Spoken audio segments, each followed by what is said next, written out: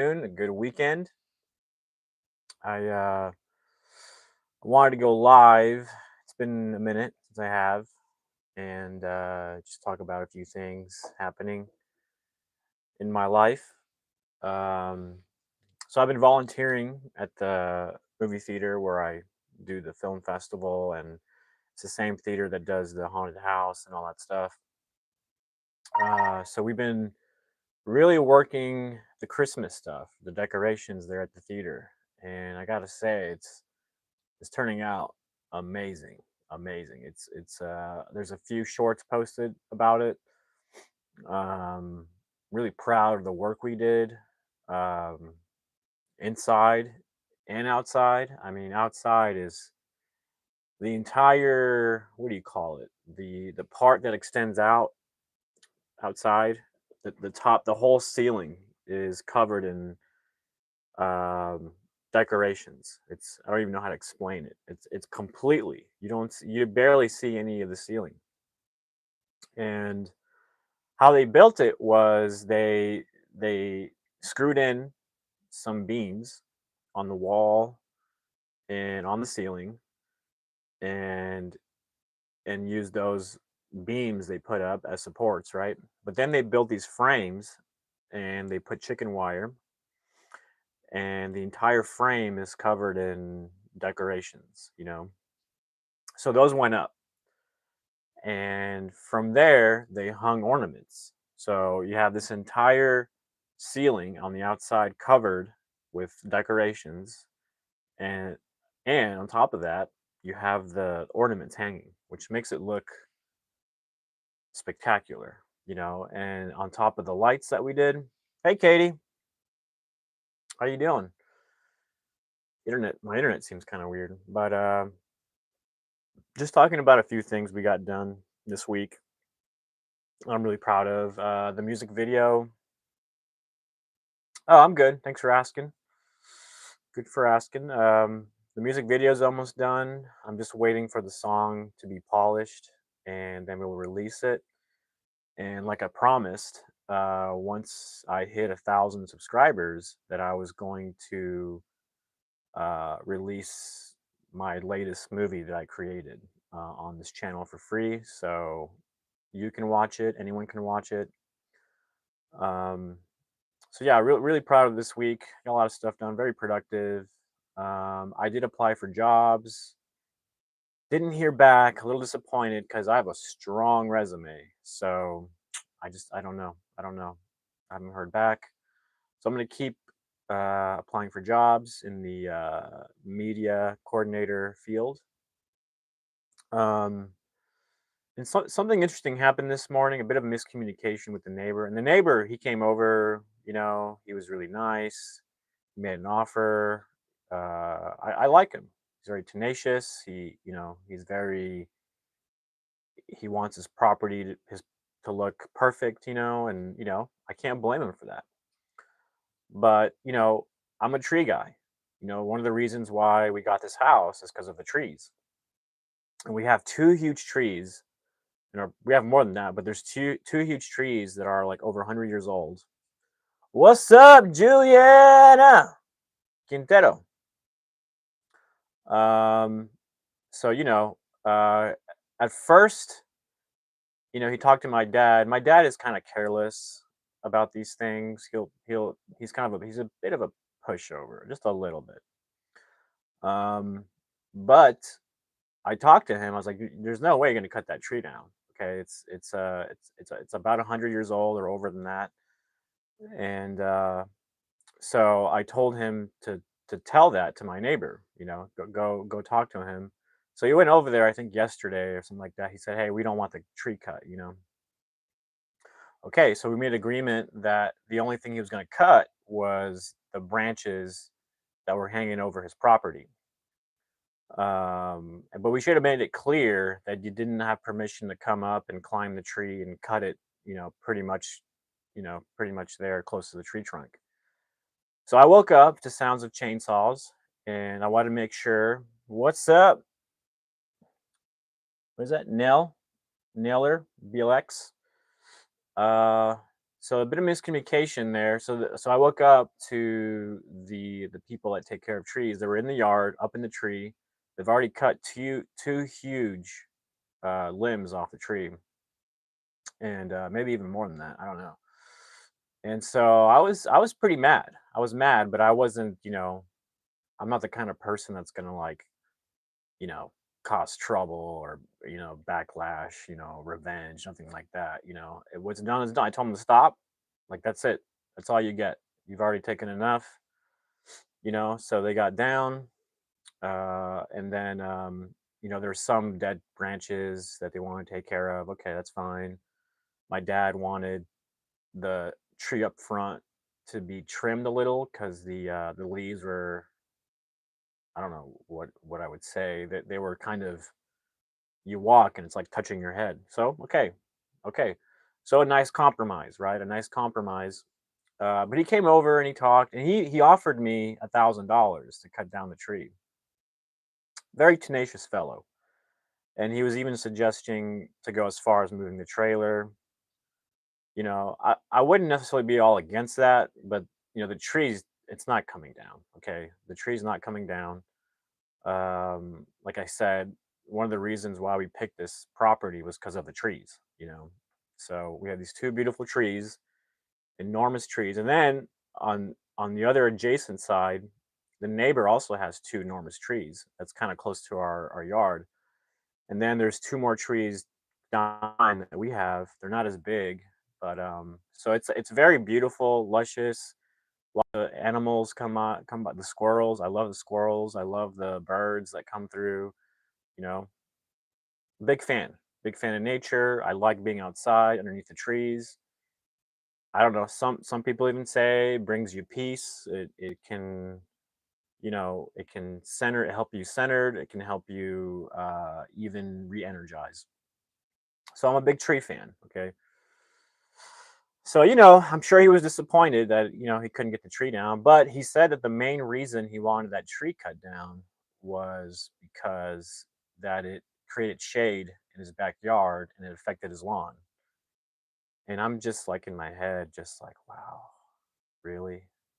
Like, wow. Okay. And there's concerns of obviously big trees tipping over, falling over. But those are, yes, those are fears, but also I feel like people's fears drive people to make really poor decisions.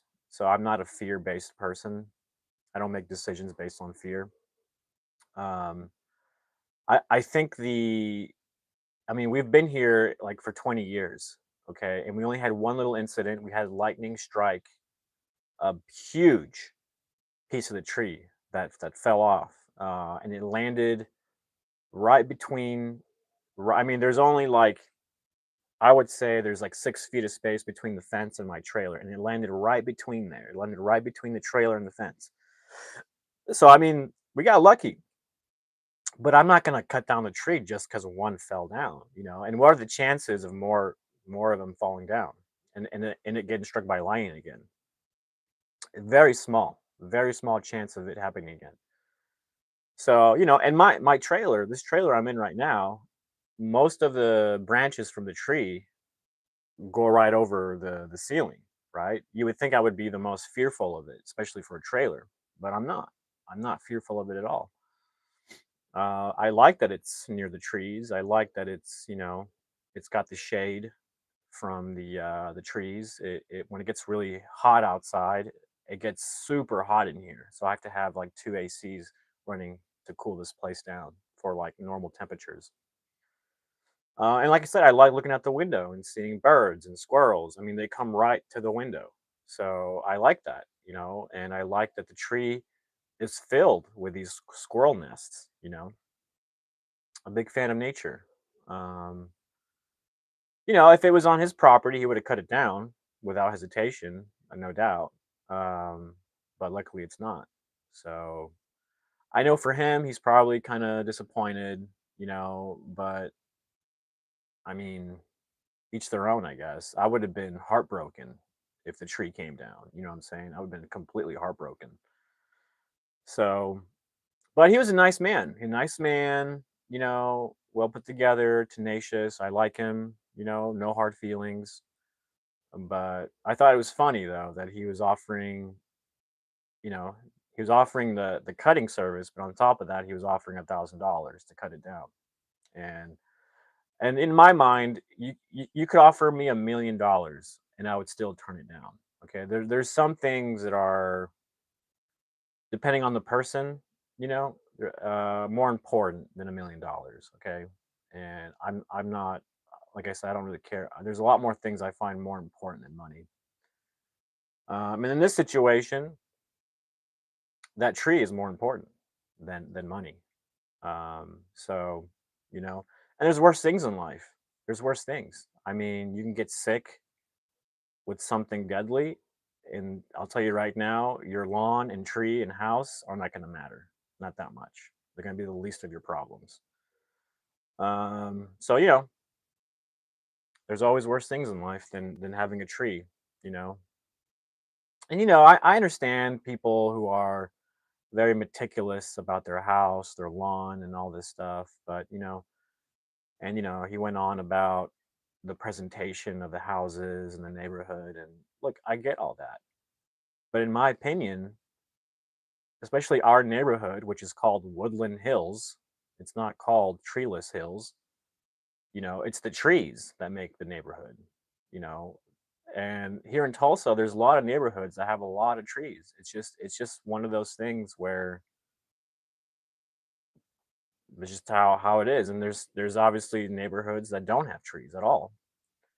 Um, so in my head, it's like, well, you buy a house here because of the trees, you know, and because of the location, obviously, and all that, but primarily because of the trees. That's why you buy a house here. If you didn't want trees to affect the sunlight coming into your yard, then you shouldn't have bought a house here. You should have bought a house way out somewhere where there's no trees bothering you. So that's on him. You know. But anyways, I just wanted to rant off a little bit about that because it made me so upset, so upset. Because the arrangement that I there was a miscommunication. The arrangement I talked to my dad about was they can cut off branches that are in going into the property, but they can't come into our property and start cutting off branches. Um, so that's what made me mad. But like I said, it was a miscommunication. And so by the time I came out, they already cut two huge, massive branches down. And at the end of the day, it's a good compromise. Okay, look, branches came down. I was a little mad. I got over it, and my live just cut out. I don't know what happened. It just cut out. Um, and like I said, he's I have no problem with him. He seems like a good man. He seems like a good guy. If his kids kick the soccer ball over here, that's fine. They can come get it. At first, I was pretty ticked. I was like, "No, no more. They can't come by anymore. Like that's it." But after just cooling off for a little bit, you know, and that's it. They were cut. There's nothing I can do. Once they're cut, they're cut. And it'll start growing back little by little. Um, you know, but I don't know. I just it kind of sucks that you know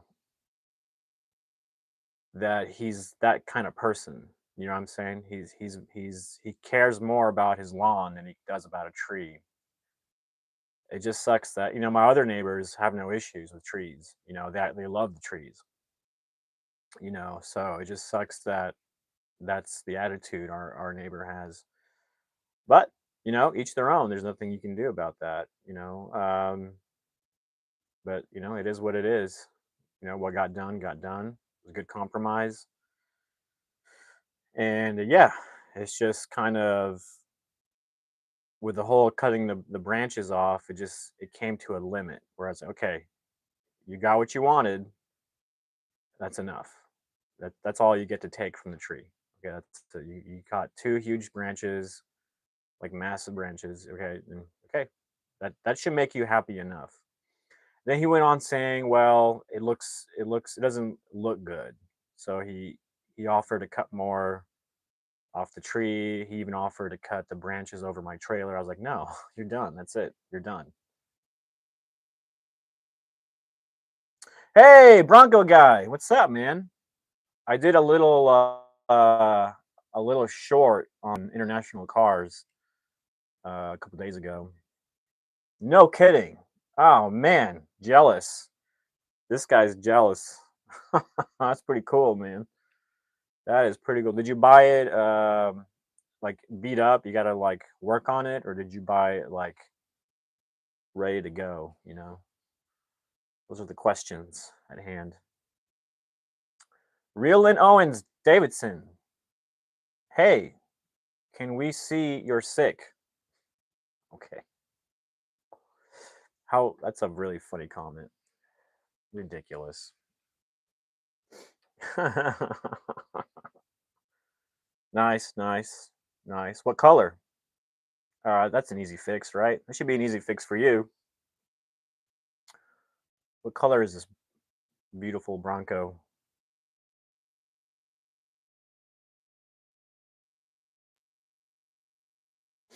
I'm wondering what color is it? I'm gonna guess. Is it blue? Is it like a dark blue?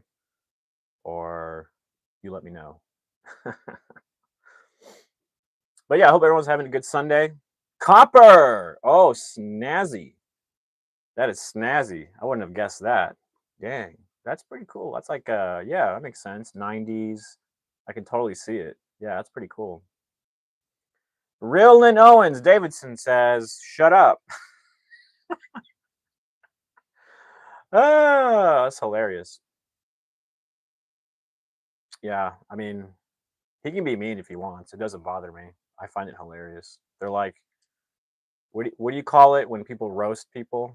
You know, that's the thing. If you let people who say dumb stuff because they're trying to be dumb or whatever, or just funny or trolling or whatever they say, just laugh it off, man. Just laugh it off. It's funny. It's funny. It's funny. Real Lynn Owens, you're funny.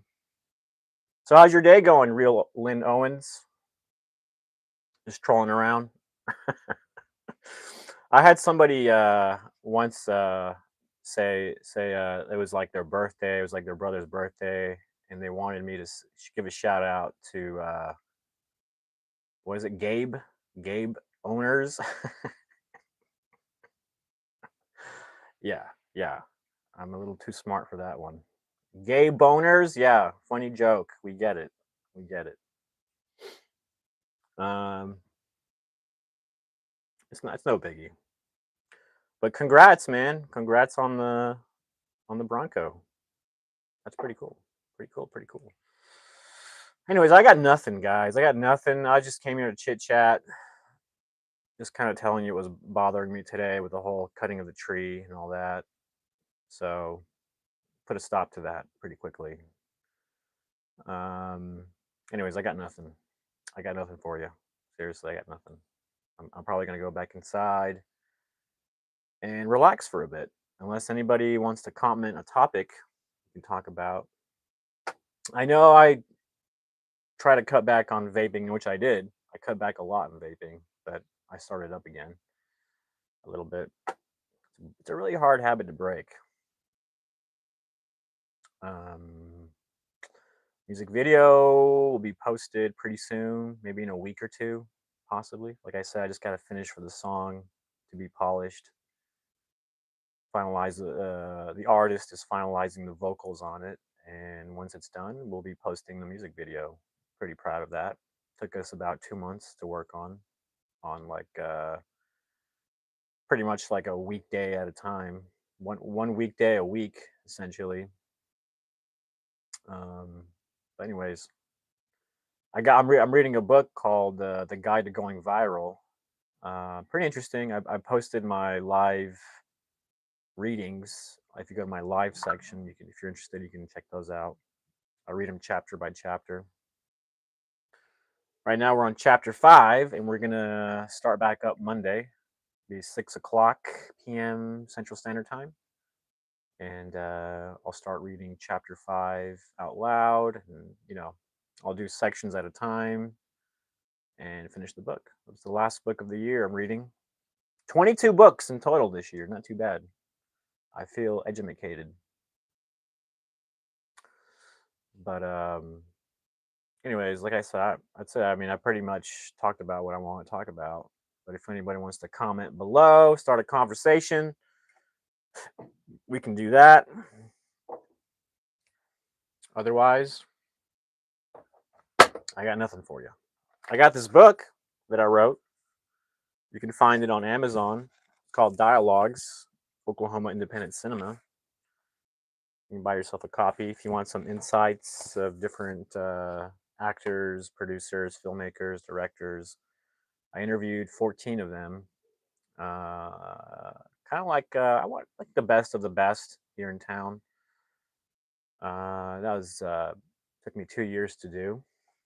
And initially, I didn't know I was going to do a book. I was just interviewing them as part of the film festivals, and I decided, you know what? Since it is on my YouTube channel, and so what I did was I transcribed the interviews directly to the book. Why you trying to be British? I'm not trying hard enough to be British. I make a worse. I probably do the worst British. If I practice enough, maybe I could do it. You're talking about the hat? What do you? I mean, I don't know. Connor, 895 says, "Why are you trying to be British?" It just comes out. It just comes out naturally. It just comes out naturally. If anything, you should have said, "Why are you trying to be a terrorist?" Ooh, with the beard. No, you should have said, "Why are you trying to be Jewish?" Not there's anything wrong with that. But it's funny. My dad and mom were like, you look a bit Jewish with the beard. I was like, okay, all right, I'll take it. I like the beard. I may shave it though. Maybe start of the year, shave the beard. Leave the goatee. Maybe leave this here. I like how it looks when I leave this here. I look like a badass. But yeah, no, yeah, I just got nothing to say. I talked about the trees. I talked about this week working on the Christmas decorations, which is badass. If you're in town, if you're in Tulsa, Broken Arrow, Big Speed Jenks, come down to Go Shows, a theater here, a little locally owned, family owned movie theater that I collaborate with frequently, a lot of times. Yeah, we outdid ourselves this year. Santa's gonna be there. He's gonna be there every day till Christmas from 2 o'clock till 6, taking pictures with the kids. So that's pretty cool. But I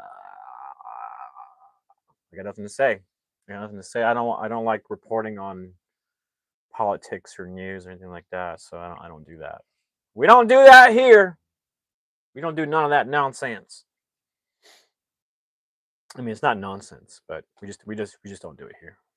Um, I kind of started doing it, and I was like, it's not really my thing, and it's kind of like a cop out in a way because you're gonna get views on reporting politics and stuff. I mean, it's always gonna, you know, whatever. And I don't want to go that way. There's already enough people doing it. I don't want to add to the sea of people who just copy and paste themselves, you know. So this channel has been dedicated to the arts, theater, film, things like that. Speaking of film, my film festival on Film Freeway. I don't know if any of you are filmmakers, but it's open right now for submissions.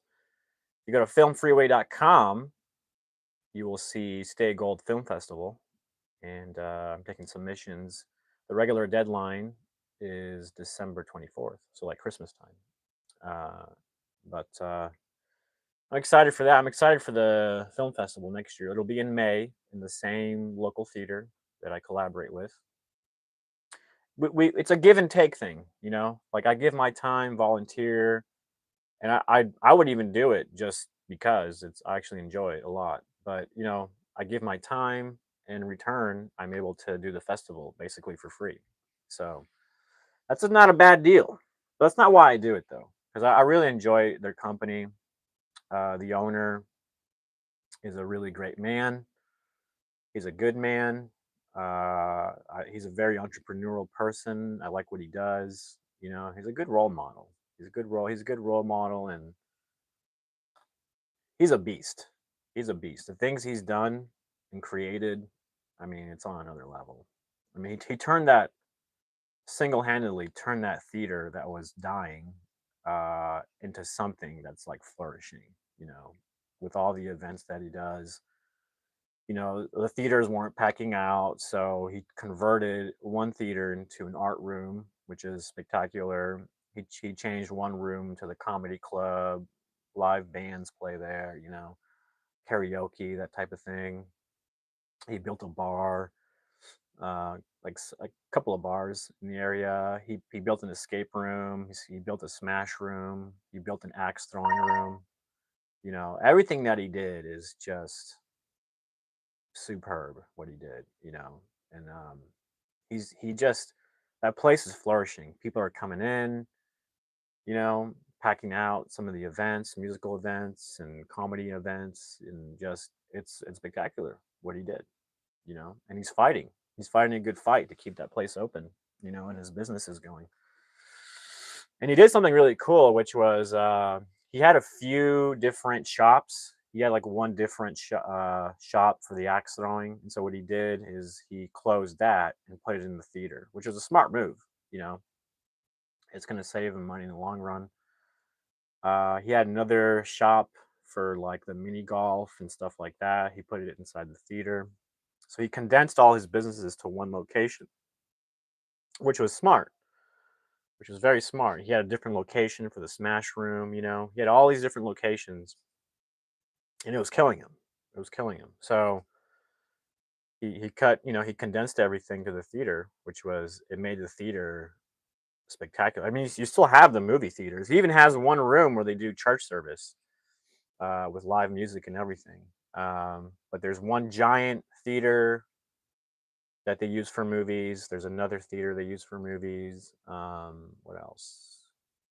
But yeah, spectacular place. It's in Broken Arrow. It's called Go Shows. Like I said, if you happen to be in town or the area, if you live in Tulsa, I don't know. Some people who watch me live in Tulsa. It's worth going, and that's where they have my paintings. I have these paintings I've done that I've done of celebrities, and was able to get the celebrity to sign the painting. So they're all. I've got 12 of them hanging in the movie theater, which is, you know, quite the task to do. But it really, you know, the walls are just bland colored gray and yellow. Those are some really weird colors for a movie theater, but you know, it makes the paints make the walls pop, you know. So very attractive. I have a painting of Ice Cube that people love. I got a painting before he passed away. I have a painting of Hulk Hogan that I know, and he kind of inserted himself into politics, and he wasn't necessarily the best guy on the planet. He gets a lot of critique, but it doesn't matter. I mean, that aside, he was a fun entertainer. You know, he was in movies. That's why I painted him. And he came to town. And I said, okay, I'm going to paint him because he's in town. So any celebrity that comes in town, I try to make sure to paint them. And next year we have Jerry Seinfeld coming in Tulsa. I'm so excited. I'm going to paint Jerry Seinfeld. I'm going to try my hardest for him to sign the painting, because that would be a win. Again, I know some people don't like him. There's some controversy back in the day with him and all this and all that. It's fine. I don't care about that. I don't, you know, you can believe what you want to believe. At the end of the day, does he entertain me? Yeah, he does. He's very entertaining. I think he's funny. He's funny. He's actually pretty wise. You know, he killed it when he was younger as a comedian. He had his own show. I mean, that to me is a great, successful person to admire. You know, no one's perfect. No one's going to be perfect 100% of the time. So to just picnic all these little things, I don't care, I don't care. I don't care. It's not like he killed somebody, it's not like he bombed a nation, there's worse things in life. Anyways, I'm not gonna try to convince you to like Jerry Seinfeld. If you don't like him, you don't like him, but I like him. I think he's a really cool guy. I don't know him personally. He could be a complete jerk in real life, but like I said, no one's perfect. And you meet jerks all the time. Jerks who are running businesses, they can be very much a jerk because that's all they're very concentrated on their business. And so it makes sense, you know? Makes sense. Celebrities, oh my goodness. Some of the top celebrities have the worst attitudes, but it kind of goes with hand in hand with their position in life, That like if some crazy fan comes up to them, they don't know if they're trying to hurt them, They're gonna be like, "Whoa," they're gonna act kind of like a jerk. Be like, "Whoa, like get away from me." Like, if you approach them in a manner that's like psychotic, you know, like you're an obsessed fan, they're gonna be like, "Whoa, take it easy," or "Back away from me." If you don't know how to be a regular person around these people, they're gonna look at you weird. You know, they can't help it because they could potentially be fearing for their life. They have security. These guys have security. These guys have top security around them all the time. Even on movie sets, even when they're on movie sets, they have because I worked on movie sets. They have these like security chaperone type people, and these guys, I've met one of them. They're not just like a hired guy off the street. These guys have a lot of experience in like combat and policing and all sorts of stuff. So they're like top notch guys. They're top. I don't even like who knows what secrets they know. But anyways, yeah, David Spade's gonna be in town next year, more like Oklahoma City. So I'm gonna try to paint him as Joe Dirt. That would be amazing. If I can get Jerry Seinfeld and the guy David Spade who plays Joe Dirt, oh my god, that would be amazing for me. Those are like my two. They're up there with my favorite comedians. Adam Sandler, I wish he would come into town. Man, Adam Sandler, that would be amazing if he came to town, did some stand up. I would paint Adam Sandler in a heartbeat and try to see if he would sign it. But a lot of people offer to buy those paintings, and I tell them, look, they're not for sale. They're meant to create a sort of spectacle. They're at the movie theater. You have all these paintings signed by celebrities. It's a spectacle. It's another layer to another reason to come to the movie theater. It's unique. No other theater is going to have these. So that was my thinking. And plus, I get to showcase my talent as an artist, which I don't ever get to do. So it's a win-win. It's a win-win. But yeah, it's been a lot of fun doing that. It's already been 2 years of painting celebrities and getting them signed. It's been a lot of fun. It's not easy. It's not easy. There's a time sensitivity to all this stuff. So plus, you never know if they're gonna actually do it. You don't know. You're just kind of going in blinded and hoping they sign it. So you just gotta kind of have some luck on your side. But my strategy is so I do a large painting for the movie theater, and I do a little baby painting for the celebrity to take home. It's a exact copy of the big painting, and they have a smaller one. It's like 12 by 16 that they get to take home with them. So that's how I convinced them. I was like, hey, if you sign my painting, you get to that's going to stay forever in a movie theater and join the collection of all the other celebrities that signed the paintings. You'll take home this little baby painting, and take it home with you. And they're good paintings. I've had every celebrity that's seen the paintings, their mouths drop. They're always like, "Oh, this is so cool. This is awesome."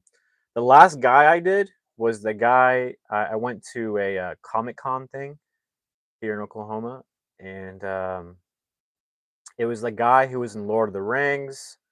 He played Rudy. He was in Goonies. For some reason, I can't think of his first name, like his actual name, but yeah, that guy. If you know what I'm talking about, and he's been in such big movies, and that he is like That guy, that actor is probably the most prolific and famous actor that I ever got a signature from, you know? So I did a painting of him when he was a kid in the Goonies. So I painted his character as like, one of the Goonies, whatever. And it's funny because he signed it, and then on the bottom he wrote something like "Goonies never say die" or whatever, like a phrase from the movie. But it's cool because I feel like I captured a part of cinematic history, you know? So it's like very nerdy, very cool to be able to do that, meet him in person. And when he got the painting, there's a big line of people waiting to see him, take pictures, sign objects, whatever. He grabbed the painting and put it over his head. And he goes, "Look at this! This is amazing!" And he was just showing everybody, and everybody cheered. So that was a first too. That's never happened before. So that was pretty neat.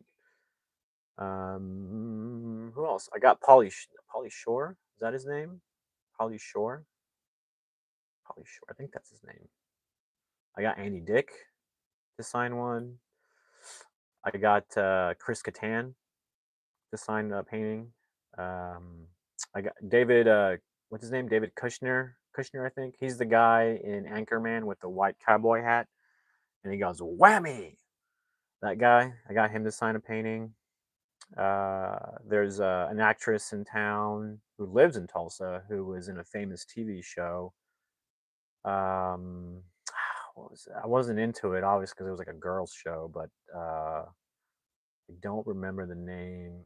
It's on. It's in there. I just can't think of it. Um, what's her name? Anyways, yeah, she's a famous TV actress back in her day when she was younger. I got her to sign one. I even got a Power Ranger. There's a Power Ranger in town at a Comic Con, and he's like the Silver Ranger, which I was never into Power Rangers, by the way. But when somebody's in town and he's done TV, can film, I appreciate the actors. I mean, it's hard work. It's hard work to do that kind of work. So I appreciate it as an actor myself. I nerd out about it. So he's a guy who lives in Norman, Oklahoma. He played the Silver Ranger, Power Ranger. So I got him to sign it. Um, who else do I got? Who else? Anyways, there was gonna be a couple more celebrities come in, but they canceled. So I was kind of disappointed. I haven't done an art project in a while. So yeah, I got Jerry Seinfeld to look forward to. I have David Spade to look forward to. There's a couple other actors. Tim Meadows is going to be in Oklahoma City, I think, at some point. He plays the. Oh, I'm not sure what role he's most famous for, but I think it's the ladies' man from SNL. I think they made a movie. So Tim Meadows will be in town next year.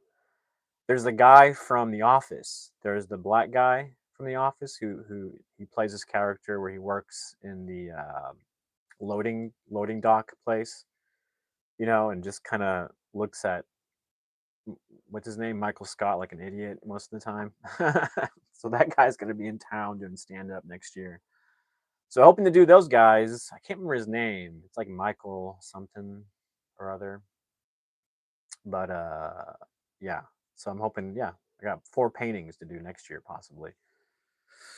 I hate though that David Spade's gonna be in Oklahoma City. It means I got some driving to do, but it's not a big deal. It's like an hour, 2 hour and a half drive if I drive slow. So not a big deal. It's gonna be hard to get in though, because there's a comedy club here in town that I got the connections to like when they have somebody big come in town, they do stand up. A friend of mine knows the manager, like like the owner, like like not just the manager, but like the guy the owner who runs the whole place. So I have an in. So anytime a big celebrity comes in, I get treated with VIP. Like I'm treated like VIP. I get like I don't even ask for this though, but they're like, yeah, yeah, come enjoy the show. I always say I don't have to, I didn't pay for a ticket, so I don't have to go and watch the show. But they grab a chair for me, a table, usually up front, if there's space. I go to the back room and hang out with the celebrity for a little bit, chit chat, and I present the painting. They sign it. We take pictures, um, and then I give them the little smaller painting as a gift. Um, but yeah, so a pretty cool little thing I got going on there. It's pretty unique, and they know me as like the painter. It's like, hey, it's me, it's the painter.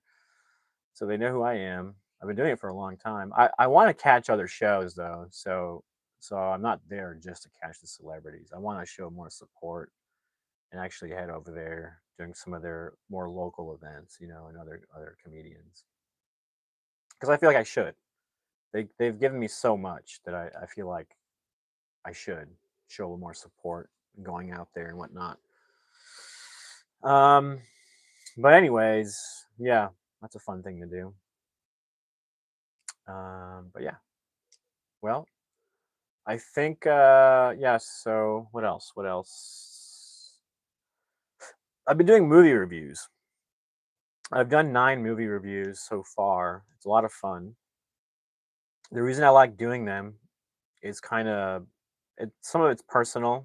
I gain a lot from it, which is because I've studied screenwriter. I'm a filmmaker and whatnot, independent filmmaker. I like studying the movies. I like taking the time to break down the plots, the mechanics, where the inciting incident is, where the where all the 3 acts are. I'm getting really good at watching a film and going, oh, okay, this is where Act One ends. This is where the inciting incident is. This is where Act Two begins. These are some turning points. These are some reveals. You know, this is where the bad guys attack. This is where the good guys fall. Here's the what do you call it, the dark night of the soul moment for the lead character right before Act Three. And then you have the climax, and then you have the denouement. I don't know how to say that correctly. The denouement, denouement, like a French term. It's basically at the end of the climax and whatever. You always have a little bit of the movie that kind of just wraps things up, you know. But every movie is different, and they follow the same mechanics, but they do it in their own way. Some are very creative in how they do it, especially how they intertwine everything with the theme and the meaning of things and whatever they want to say in the movie. Um, but yeah, yeah, it's a lot of fun studying these movies and going over them. And I do it by memory. So like I study it to a point where I have the whole movie memorized, and I go scene by scene and like break it down, and I tell you what I like about it. Then I find things that are a bit off in the movie actually that I critique. Like some shot was off a little bit. In one scene, the guy has his shirt buttoned up, and then the next scene, like next clip, next shot, it's like open and then closed again. Like weird stuff like that that you would miss if you're not paying attention. Um, so there's little things I always catch. Not always, but some movies, yeah. Some movies there's always something that I catch, and when I don't see anything wrong with the movie, I'm like, "Wow, well done, well done. You guys really took the time to make sure nothing was messed up." Um, and movie making is a fast process. It's not like they take their time with it. They're always on schedule. They don't want if they get behind schedule, that means that's going to cost them more money. So movies, they when they're making scenes and shooting scenes, they do it so fast. It's incredible. It's a very so it doesn't surprise me that they slip up here and there with something. And I've been on these movie sets. I've been on big movie sets. They work so fast that it's easy to slip up on something like that. Something small. It's a small detail that goes unnoticed. It doesn't match the last shot or something. But you have to have a and sometimes, like, I bet editors go, nobody will notice, when they're working on stuff. They try to cut it really fast or something. It's like, oh, they won't notice it. But if you're really paying attention, to the details of the movie and the mechanics of the movie, you will spot the errors. Very few though. We're talking like two errors at the most, like very insignificant. No one's gonna care, you know. But if we're talking about getting it perfect, you know, every detail, then yeah, if you're like me, you're gonna care a little bit. But yeah, I have a playlist dedicated to those movie reviews. I've done 9 movies. I've done The Outfit. These are all movies on Netflix, by the way. I did The Outfit, which was an amazing movie. Takes place in one location. I did 28 Years Later. I really enjoyed that movie. It was one of those movies that just gets you on the edge of your seat. You know, I did The Marksman with Liam Neeson, which I liked it, but at the same time I didn't. It's not my favorite movie out of all the movies I reviewed. It was like my least favorite movie, even though that movie was like number 1 in theaters and everybody loves that movie. It was like my least favorite movie. I don't know, just something about it. There's a lot of stuff that I critiqued about it, and there's especially the ending was like, not a big fan of the ending.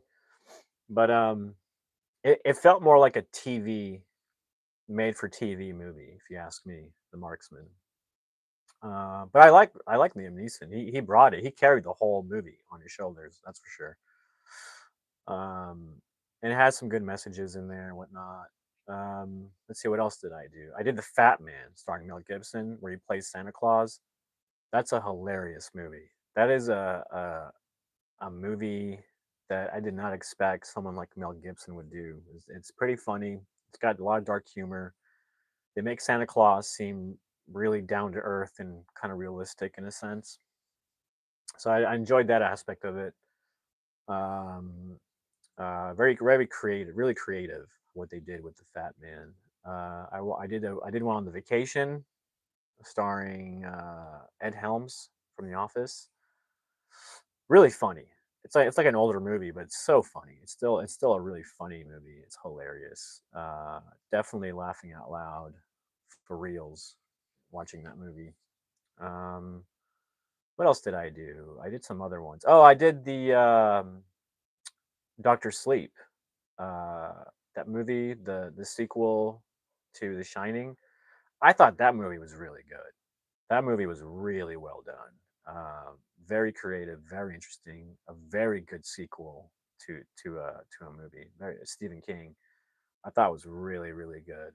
Kind of, it's long, but it's good. What's his name? Ewan McGregor did a fantastic job in that movie. What other movie did I do? I've done some others. Oh, Frankenstein, the new Frankenstein, the 2025 Frankenstein. I did a review plot outline on that. Very interesting. That is probably the most interesting movie I've seen so far. Very interesting. Directed by Guillermo del Toro, who did Hellboy and that water movie. I can't think about it. Some other ones, obviously, Labyrinth or whatever. Fantastic movie. It's long, but it's epic. You know, if you're gonna do Frankenstein, it better be epic, and it was epic. It was pretty epic. Um, what other movie did I do? I'm trying to think. I don't know, but I'm thinking about doing Ambulance. It's a Michael Bay movie. I enjoy his movies. You know, I guess he gets a lot of crap for doing just explosions and cars blowing up and spinning in the air, but Ambulance was cool. I mean, it's he was able to make sense out of the characters and their relationships, and there's actually a character arc in there. Even though there's explosions and cars flipping and a car chase and bank robbery, it's a good movie. It's a solid. It's long, but it's a good movie. Ambulance by Michael Bay. I was actually pretty surprised by it. It's actually really good, entertaining. It's thrilling. It's a thriller, I guess you could say. It's very thrilling. Kind of keeps you on the edge of your seat.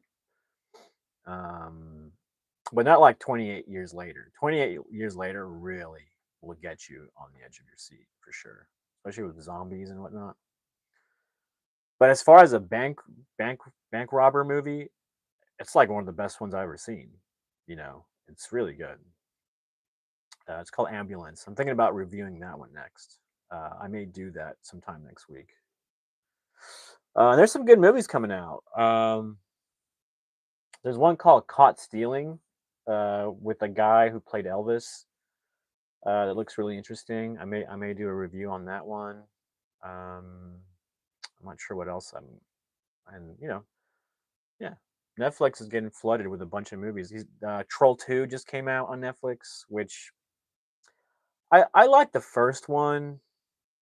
It wasn't bad. It was decent, but the second one, I don't know. I don't know. I think they may have dropped the ball on the second one, but uh, I haven't actually sat down and watched the whole movie. I watched like bits and pieces of it, so it's kind of an unfair assessment. But just from the looks of it, I don't know. I don't know if they nailed it. I feel like they dropped the ball a little bit, but I say that, but like I said, it's an unfair assessment because I haven't actually sat down and watched the whole thing. Anyways, I don't want to repeat myself, but some good movies out there. There's some new ones coming out on Netflix that I got my eye on. Oh, I did a Break. Brick is a foreign film, not the old Brick from like years ago, but this one's really cool. It's got an escape room kind of feel, escape room storyline to it, and how they did it was really unique and interesting. It's got a bit of a sci-fi element to it, which I really enjoyed. I enjoyed that actor. What's his name? It's like a German name. It's like Matthew Swatzenhaken. I don't know. It's a weird last name. I can't remember it because I'm not used to foreign names and whatnot. But that actor is really good. He was in a lot of good movies that came out on Netflix recently over the years. But anyways, it has that guy in it. He's a really good actor. I really enjoyed it. Really good movie. Really creative. The way they used story mechanics in the movie, I really enjoyed. It was really creative what they did. Um, yeah, especially with the character arc and how it reflected almost like what was happening in the story with the whole being trapped. Yeah, I really enjoyed the character arc in that one. It was very creative what they did with the character arc. Um, anyways, I guess I'll leave it at that. I got really nothing else to say. I'm not sure when I'll go live again. I may go live tonight just to hang out and shoot the shit. Um, but yeah, I'm feeling better. I was a little agitated with the whole tree thing. The neighbor wants to cut my tree down. I just, it's like, why leave the tree alone, please? I get where he's coming from. I understand. I don't think he's a bad person or anything, but we're not the same personality type. I guess you can say. You know, he wants to have perfect lawn, perfect sunlight, and well, my tree is getting in the way of that. But it's my tree. It's not his tree, so he can't cut it down. He's asked politely. He's paid for the service to cut it. We cut some branches off. What's up? Hey man, it's you, Ahmed. Yeah, I looked up the Lada car and it's really cool. Was that you or was that somebody else? But I remember when we were talking, you were part of the conversation. Somebody brought up the car Lada, and I looked it up, and I've actually seen that car before. I've seen it in Argentina. I think they have those cars there. But anyways, and I made a little short, going over some international cars like the Citroen, the Renault. I did the Lada. I did a Spanish car, I don't know how you would pronounce it, but it's spelled seat, SEAT. And it turns out somebody made a comment that a lot of all these companies license out their models to make these kinds of cars. So that's why you see like the seat, SEAT, the Spanish car company. It looks like a Fiat, right? So it probably got some kind of licensing. I know, man. I gotta start getting security up in here. Nah, I don't care about being famous. I don't know, not really. I mostly just come in here to connect with people. That's good enough for me. That's good enough for me. Good enough for me. But I don't know. I just went over some shit. Sorry, I didn't mean to cuss. But I just went over some stuff and kind of out of things to say. How's uh how's the Middle East treating you? Or I know I said stop vaping, but this is like the first time that I hit it in a while, at least on live, because I've been hitting it obviously a little bit off the live, but I've been doing really good not vaping while live, but I don't know. I guess I'm just tired. I don't know. I need a little something. I need a little something. Sorry, last one. I promise. I'd like to quit though. I seriously would like to quit. Um, I'd like to quit. I saw some stuff on Amazon where you can buy a vape and it's like herbal stuff. It's not like nicotine, which nicotine isn't that bad for you. It's the other stuff that's in it. Cigarettes are obviously. I would never smoke a cigarette. That's just. I mean, no offense to anyone that does, but that stuff has so much toxins in it. I mean, you're kind of asking for it. But people get addicted to how it makes you feel. Some people like that it makes you lightheaded, and some people just do it socially. I think most people start off doing it socially. Same with the drinking, unless they don't. I mean, some of them might start in high school. I remember going to high school, and a lot of kids, like the popular kids, were drinking a lot. They were also, doing a lot of things like sex and whatnot, which at that time I didn't really care for. I was just really into, not that I wasn't interested. Like there was some girls I had crushes on and whatnot, but I was so shy. Oh my god, I was so shy. Um, but I was really into the arts and filmmaking and theater, even back then. I ran sound and lights for shows. I like how meticulous you have to be. I like things that challenge me intellectually and projects. I like projects. I like having a project to do and see it through from beginning to end. I get too wrapped up in projects. So that, and then a lot of ways that kind of saved me from you know a lot of these people's lives got messed up from doing a lot of drinking and stuff in high school. Not that I'm judging them. I'm sure maybe by now they're better. I don't know. WBIN says, "Love your content, man. Keep up the good work." Hey, I appreciate that. Thank you very much. Honestly, though, like I feel like I need to do. I need to do better. I need to do better with my content. It's very. I don't know. It's just very. Maybe you disagree, but it's very. My approach has always been authentic, straightforward. Be a good person. You know, um, and keep it simple. Oh, snaps. Dude, Ahmed says, I'm captain of a soccer team, which is badass. That's badass. And I get straight, man, look at you. Look at you. Yes, sir. That's what I like to hear. Not that it matters what I say, but you're doing it for you. I know you are. So, man, yeah, you got a bright future ahead of you. I don't doubt it. I don't doubt it. Whatever you do in life, you're going to be excellent. I don't doubt it. Congrats on that. Do you have any aspirations to go join like a soccer league? Oh, hell yeah, dude. That's what I like to hear. Oh, hell yeah, dude. I know you can do it, dude. That is awesome. That is awesome. I like to hear that kind of stuff. You just made my day. You just made my day, good sir. Well, congrats, man. I know you put in the hard work. I'm sure you got some natural talent for it, perhaps. Hey, there's nothing wrong with that. There's nothing wrong with that, man. You can probably you even have a better chance of getting in if you're a great goalkeeper. My brother,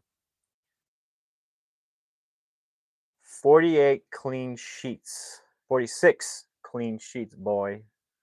I'm not sure what that means. Sorry. Um, but yeah, my brother was a hockey goalie, and nobody could score on him. Nobody. And so he played for Union Hockey, and they became champions because of him. Obviously they had to go score, but nobody could score on him. Like 0 goals conceded. So you're saying that nobody scores on you? You're such a badass at being a goalie?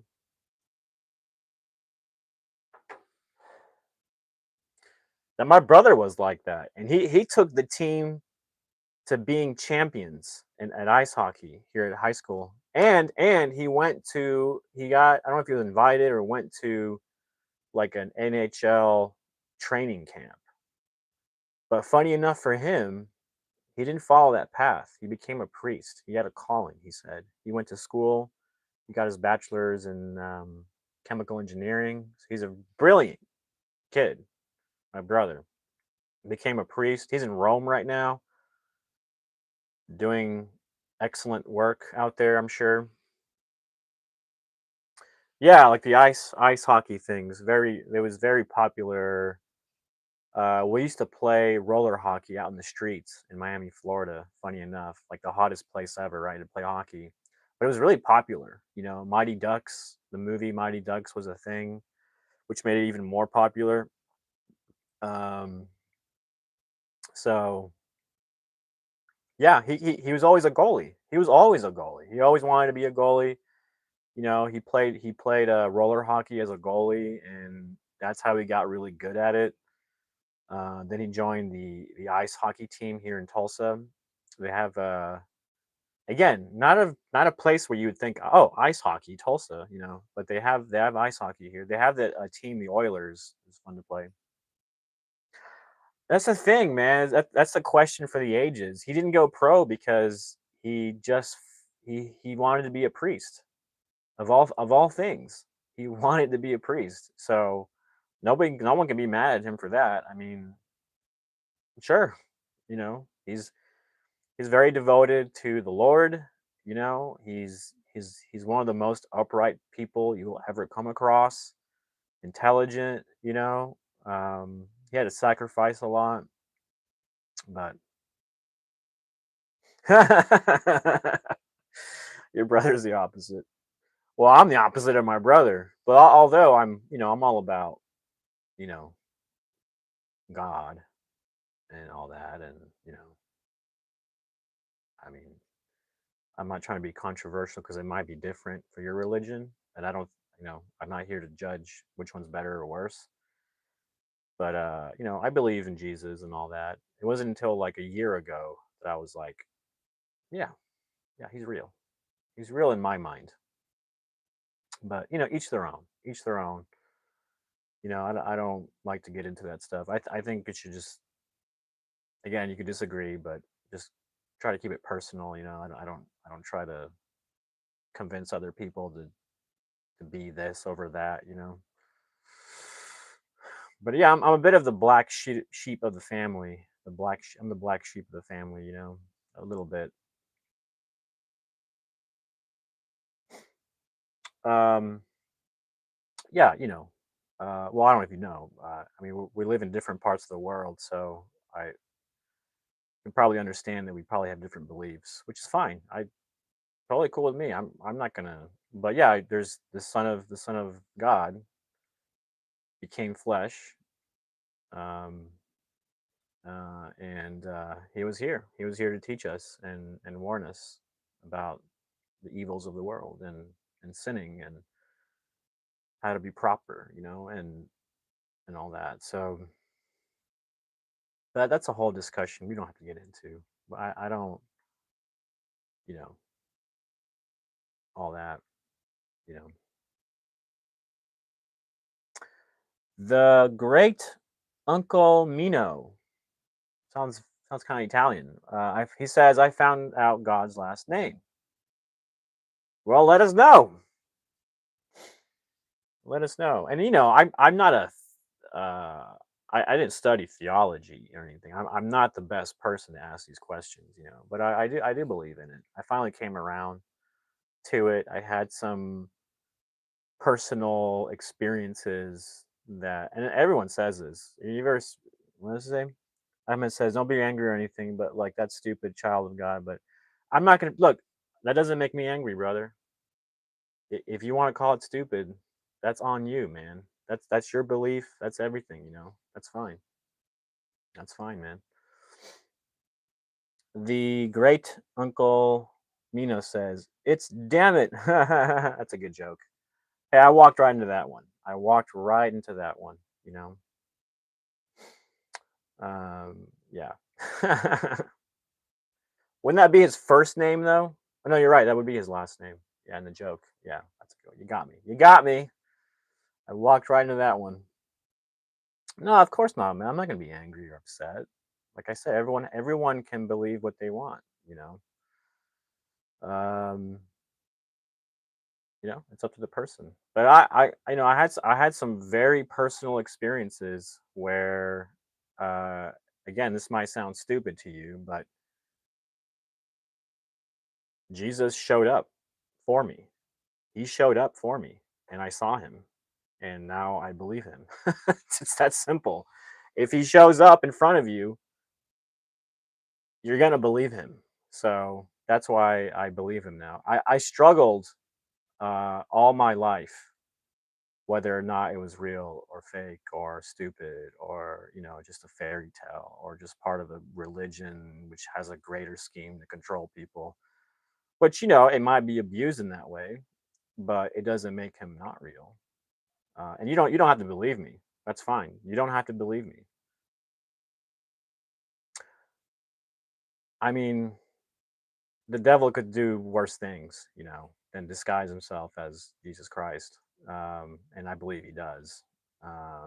But could be, yeah, man. It could be very well. It could have been the devil pretending to be. But see, now you're saying the devil is real. So if the devil is real, then why can't Jesus Christ be real? You know what I'm saying?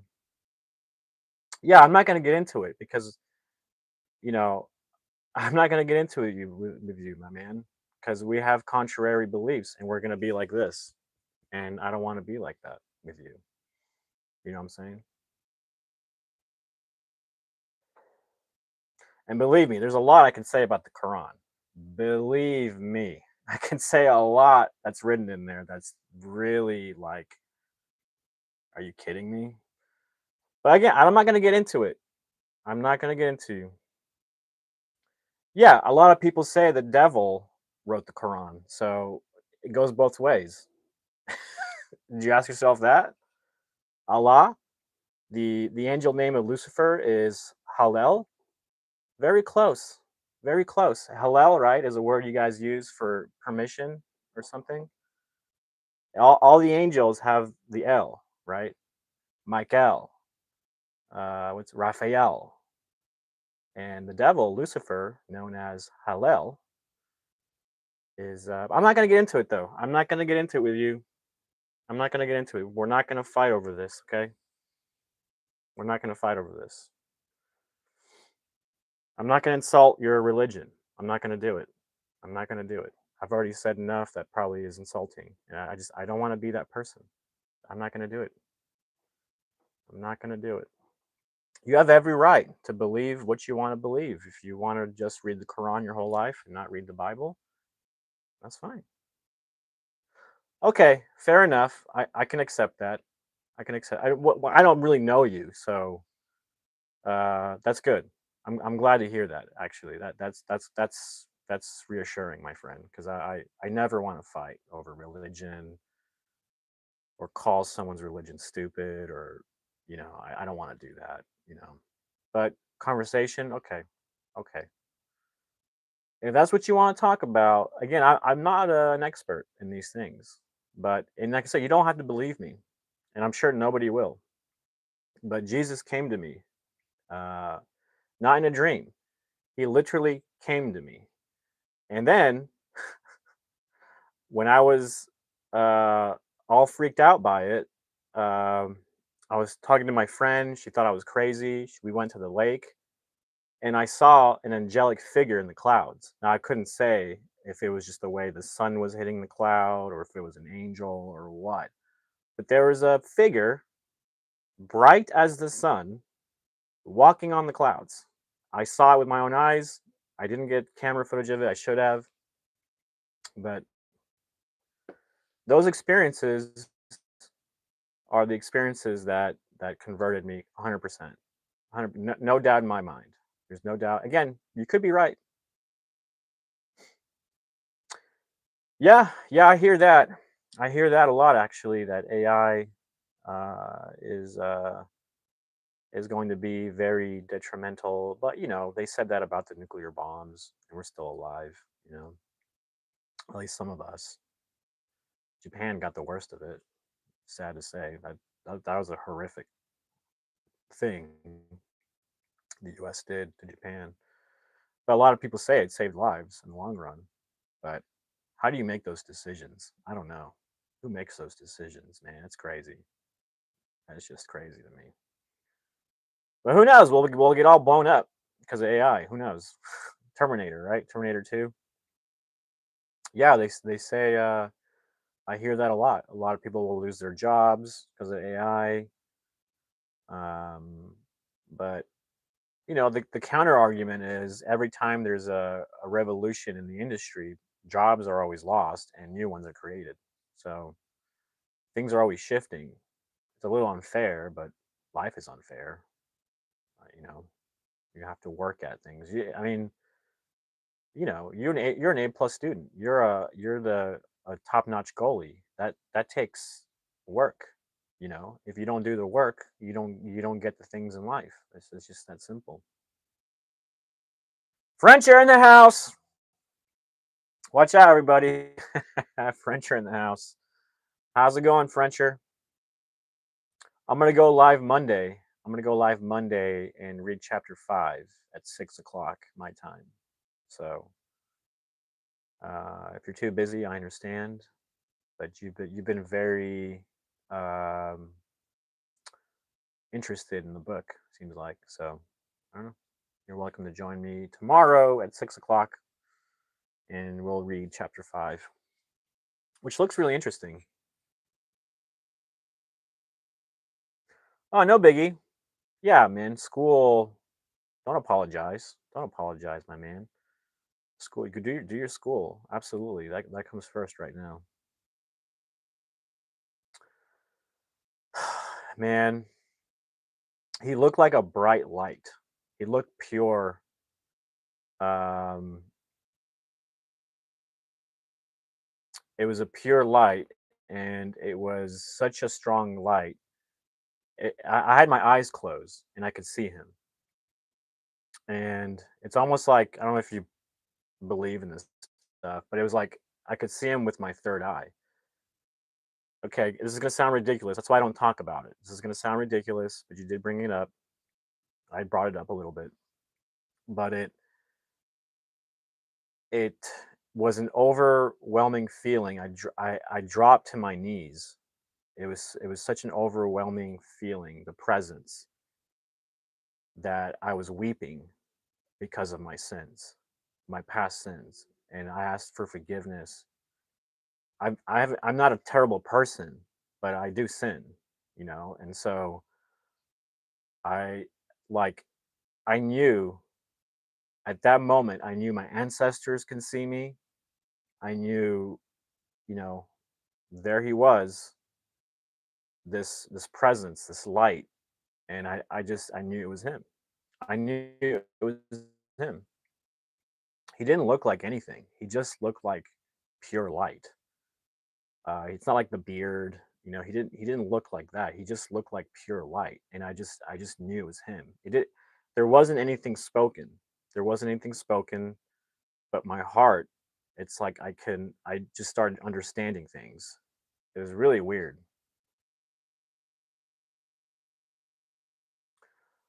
Well, it's an interesting thing. So again, I'm gonna go into it.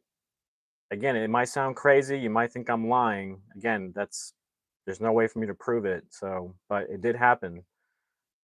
And I don't remember what led up to that point. I don't remember what led up to that point. But when it happened, I had my eyes closed. And it's almost like a portal in my mind opened, but it was like at a distance. And this portal that opened, here came the figure of light. And I just immediately somehow knew who it was. I knew he was speaking to my heart directly, not with words. It was just an understanding. I don't know. I could just understand things this being of light was communicating to me. And at that moment, like I said, I knew my ancestors were watching me. They could see everything that I was doing, the sinning I was doing, and I was weeping because of the overwhelming. I don't know how to describe it. It was an overwhelming feeling and being in the presence of this figure of light. Now, the only reason that I would say it was Jesus Christ was because I was having a back and forth in my head. Is he real? Is he not real? And I've been having that for all my life. But before that happened, um, what's his name? I can't think of it. My mind is going blank. I know his name. Just for some reason, I have these blockages. Um, why can't I think of his name? I'm having a mental block. Um, oh, for Pete's sake, I I know his name. Why am I having a mental blockage? Well, anyways, Charlie Kirk. They assassinated Charlie Kirk, and a lot of people didn't like him. A lot of people hated him for what he was saying, and I had no problem with what he was saying. I listened to him. I get his points. I get his perspective. I understand what he's saying. And the way they just that he was killed, just cold blooded in front of everybody. He was like, he was a father, a husband. He was a follower of Christ, and at that point, I wasn't. I was always like questioning it, right?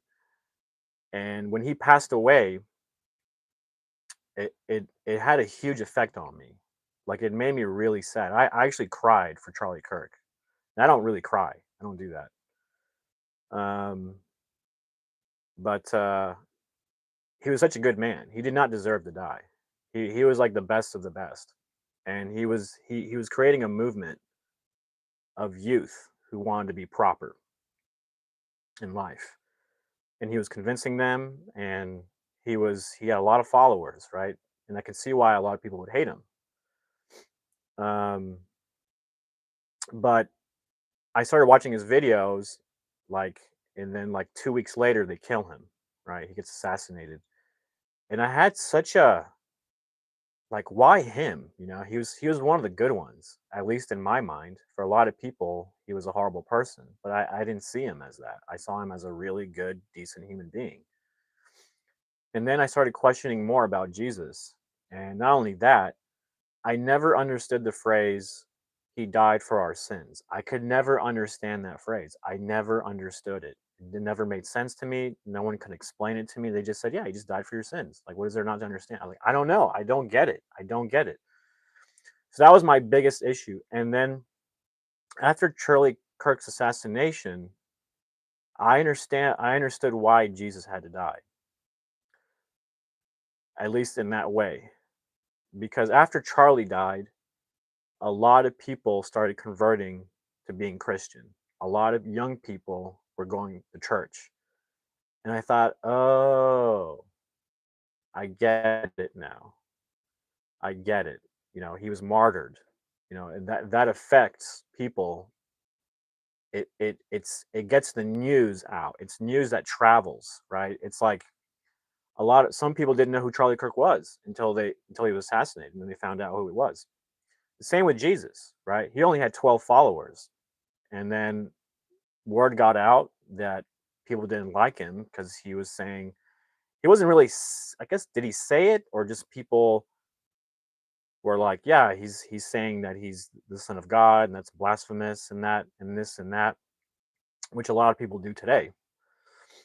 Um, then I go, okay, he died for his message to get out to the world. I understand that because otherwise, I don't think it would have, not as greatly as it did. Um, so he had to die in that way for a reason, which I never understood. I never understood it. Never understood why he died for our sins. But there's more to it, obviously, than just spreading the message around that got around the world, um, which is a topic for another day because that's for somebody who studies theology, who can tell you more of the reasons, right? Why his blood had to be shed. But you can take the point of view. Well, I think you're incorrect. I don't think he's the son of God. You could, but what if he is? What if he is? And you're the guy saying, no, you're not.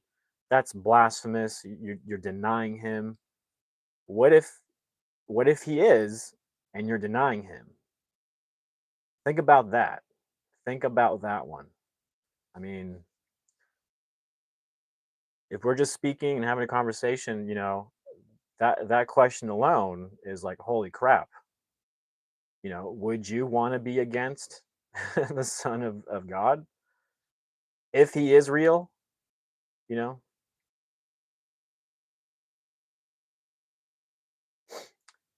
I would not even if you don't believe in him, and even if if that's the case, I wouldn't want you to be in hell. No, don't say that, my friend. You don't want to go to hell. I know you probably say that cheek and tongue.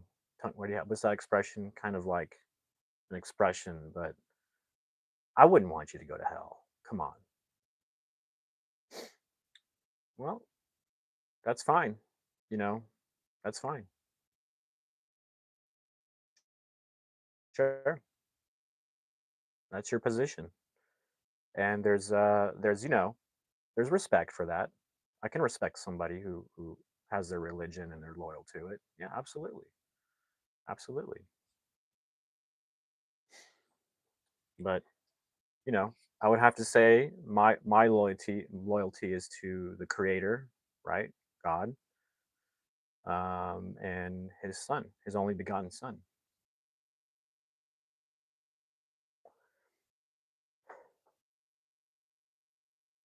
You know, Jay, welcome. Well, we happen to be. Let me just introduce you to Ahmed. Very very brilliant person. A+ student. He's a top-notch goalie, captain of the soccer team. So very devoted to his faith. We're just having a little conversation about Jesus. It's actually not something that I want to talk about on this channel. I like to stay with the arts and stuff. Um, but I'm willing to talk about anything that's brought up in the comments. That's all free game. Okay. Well, good luck to you. Good luck to you, and and have a good one. Have a good one tomorrow. Finals. All right. Go Ahmed. Win one. Yeah. So Jay, we were talking about my experience of how I came conclusively to believe in Jesus Christ, wholeheartedly. I had an experience that I don't talk about very much. I keep it close to my chest. If I talk about it, it would seem crazy. So, but I find that a lot of people on YouTube that talk about their experience with Jesus does sound crazy, and it's hard to believe, and I sometimes don't even believe them. But I had an experience, and it. I can't deny that he's real.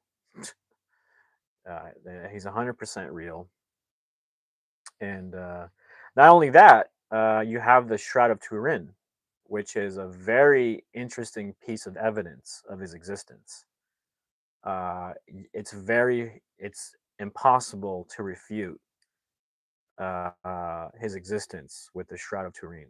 You can't forge something like that back in the day where they didn't have ways to create, radioactive like X-rays. So the Shroud of Turin is one that I always criticize, but looking at it at every angle, it can't be refuted. You can't refute it. You can't. That's what's so crazy about it. And then add my experience to it, my experience in encountering Jesus. I had an encounter. I don't like to talk about it because it sounds crazy, but adding those two things together, yeah, yeah, he's 100% real. Yeah, I'm sorry. I didn't plan on. I didn't have anything planned to speak about, so I apologize. The great uncle Mino, which made a really funny joke earlier. But anyways, Jay, that's what we were talking about.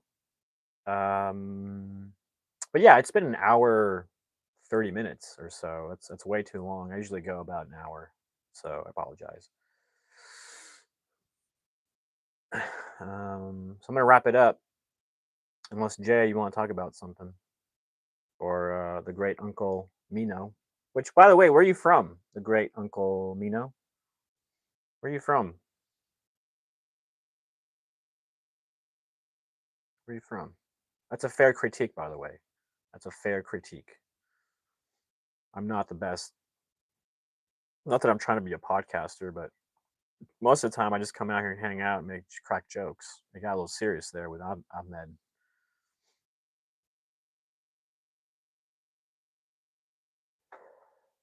I never had a conversation through comments with somebody who is loyal to the Quran and Allah. It's different. It's different. They're from a different part of the world. Their culture is so different from ours. Um, not terribly too different, but there's differences that would make us clash. Uh, so it's a tough subject to talk about without you know without offending the other person or without causing controversy or drama or conflict. That's the least thing I want to do. But Jay, are you still there? Are you still there, Jay? Uh, but yeah, if that's about it, then if no more comments, then I'm gonna wrap up and figure out my plan for next week.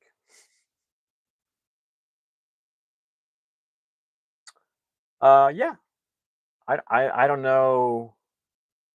I don't know. Is that a question or a statement? I don't know many people that practice Islam that believe in Jesus to be the Son of God. They think it's the devil, um, which when you study the Quran,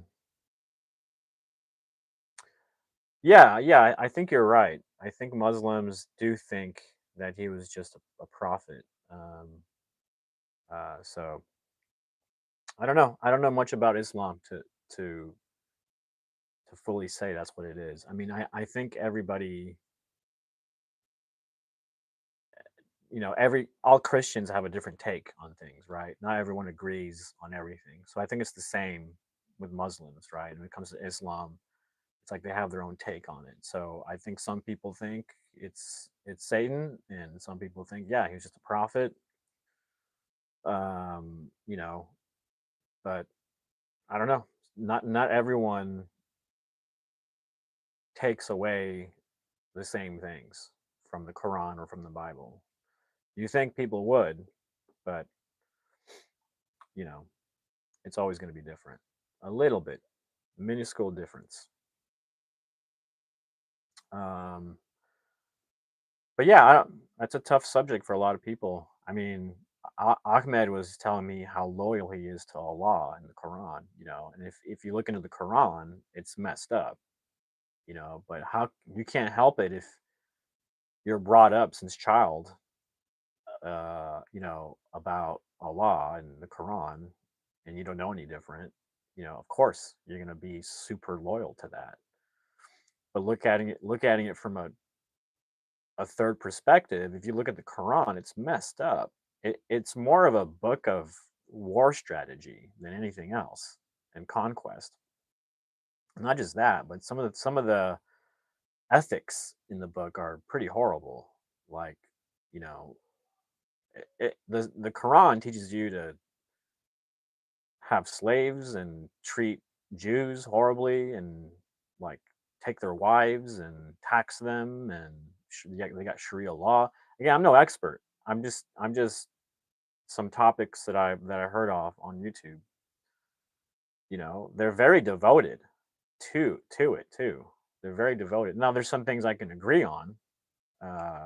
Like, I don't drink alcohol. I know for them, they're against selling alcohol and things like that. Um, there's some other things, but again, it's kind of controversial for a lot of people, so I'm not going to get into it. I'm not about gambling. You know, Muslims are not about gambling. So there's some things that I am okay with, but then there's some major differences. Especially how to treat people. Um, so they have a lot of a more of a conquest, um, ideology. Not that Christianity doesn't. I mean, I feel like Christians do in a bit, but not in a forceful kind of way. You know, not in a I don't know. I don't know how to describe it. I mean, there was what the again. I'm no expert, so take it with a grain of salt and pepper and whatever else. But there's just things in there that I do not agree, especially marrying people at like 9 years old. I'm not okay with that. That's I think that's completely wrong. Um, there's just a lot of things in there, and I looked at it. I looked at it. I heard people discuss it, experts, and it just looks like, yeah, I appreciate it. It just looks like the Quran itself is was written by a militant. It wasn't written by a like a spiritual person. It just seems to me that it was written by a militant, like a general wrote that book, And again, I don't want to insult anyone, but let's face the facts. It seems to be written for barbarians, and so you're gonna have a lot of barbarians who adhere to it and are loyal to it. Not calling everyone a barbarian, of course not, but it appeals to barbarians. Um, so there's that. Let's see how controversial that is. Um, like, it's not very intellectual, is what I'm saying. It's not a very intellectual book. Um, whereas the Bible, it seems more intellectual and more spiritual. Um, so I don't know. I don't know. Each their own. I don't want to cause conflicts. But yeah, thanks. Yeah, 1,000 subs. Pretty cool. Pretty exciting. It was a goal I gave myself for this year, and yeah, I did it. I did it. I did it. So, anyways, I'm gonna head out. I'm gonna head out. I think I've been on here a little too long. Talked about stuff I didn't even want to talk about. But anyways, yeah, I'm out. So Hope everyone's having a good weekend. My name is Lasso. This is Lasso's Passions. And yeah, thanks for stopping in. Yeah, see you later. Y'all have a good one. Peace. Peace out, mi amigos. Peace out.